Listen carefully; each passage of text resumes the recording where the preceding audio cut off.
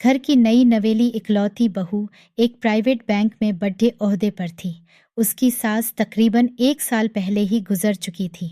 घर में बुजुर्ग ससुर और उसके पति के अलावे कोई न था। पति का अपना कारोबार था। पिछले कुछ दिनों से बहू के साथ एक विचित्र बात होती। बहू जब जल्दी जल्दी घर का काम निपटाकर ऑफिस के लिए निकलती, ठीक उसी वक्त ससुर उसे आवाज़ देते और कहते, बहू मेरा चश्मा साफ कर मुझे देती जा। लगातार ऑफिस के लिए निकलते समय बहू के साथ यही होता। काम के दबाव और देर होने के कारण कभी कभी बहू मन ही मन झल्ला जाती, लेकिन फिर भी अपने ससुर को कुछ बोल नहीं पाती। जब बहू अपने ससुर के इस आदत से पूरी तरह ऊब गई, तो उसने पूरे माजरे को अपने पति के साथ साझा किया। पति को भी अपने पिता के इस व्यवहार पर बड़ा ताज्जुब हुआ, लेकिन उसने अपने पिता से कुछ नहीं कहा।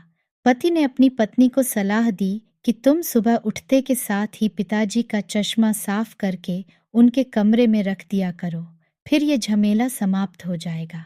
अगले दिन बहू ने ऐसा ही किया और अपने ससुर के चश्मे को सुबह ही अच्छी तरह साफ करके उनके कमरे में रख आई। लेकिन फिर भी उस दिन वही घटना पुनः हुई और ऑफिस के लिए निकलने से ठीक पहले ससुर ने अपनी बहू को बुलाकर उसे चश्मा साफ करने के लिए कहा। बहू गुस्से में लाल हो गई, लेकिन उसके पास कोई चारा नहीं था। बहू के लाख उपायों के बावजूद ससुर ने उसे सुबह ऑफिस जाते समय आवाज़ देना नहीं छोड़ा। धीरे धीरे समय बीतता गया और ऐसे ही कुछ वर्ष निकल गए। अब बहू पहले से कुछ बदल चुकी थी। धीरे धीरे उसने अपने ससुर की बातों को नज़रअंदाज करना शुरू कर दिया और फिर ऐसा भी वक्त चला आया जब बहू अपने ससुर को बिल्कुल अनसुना करने लगी। ससुर के कुछ बोलने पर वह कोई प्रतिक्रिया नहीं देती और बिल्कुल खामोशी से अपने काम में मस्त रहती। गुजरते वक्त के साथ ही एक दिन बेचारे बुजुर्ग ससुर भी गुजर गए। समय का पहिया कहाँ रुकने वाला था, वो घूमता रहा। छुट्टी का एक दिन था। अचानक बहू के मन में घर की साफ सफाई का ख्याल आया। वो अपने घर की सफाई में जुट गई।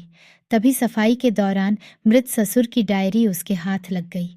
बहू ने जब अपने ससुर की डायरी को पलटना शुरू किया तो उसके एक पन्ने पर लिखा था, आज के इस भागदौड़ डिच और बेहद तनाव व संघर्ष भरी जिंदगी में घर से निकलते समय बच्चे अक्सर बड्ढों का आशीर्वाद लेना भूल जाते हैं, जबकि बुजुर्गों का यही आशीर्वाद मुश्किल समय में उनके लिए ढाल का काम करता है। बस इसीलिए जब तुम चश्मा साफ कर मुझे देने के लिए झुकती थी तो मैं मन ही मन अपना हाथ तुम्हारे सिर पर रख देता था, क्योंकि मरने से पहले तुम्हारी सास ने मुझे कहा था कि बहू को अपनी बेटी की तरह प्यार से रखना और उसे ये कभी भी मत महसूस होने देना कि वो अपने ससुराल में है और हम उसके माँ बाप नहीं हैं।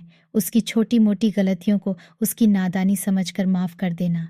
वैसे मेरा आशीष सदा तुम्हारे साथ है बेटा। डायरी पढ़कर बहू फूट फूट कर रोने लगी। आज उसके ससुर को गुजरे ठीक 2 साल से ज़्यादा समय बीत चुके हैं, लेकिन फिर भी वो रोज़ घर से बाहर निकलते समय अपने ससुर का चश्मा साफ कर उनके टेबल पर रख दिया करती है, उनके अनदेखे हाथ से मिले आशीष की लालसा में।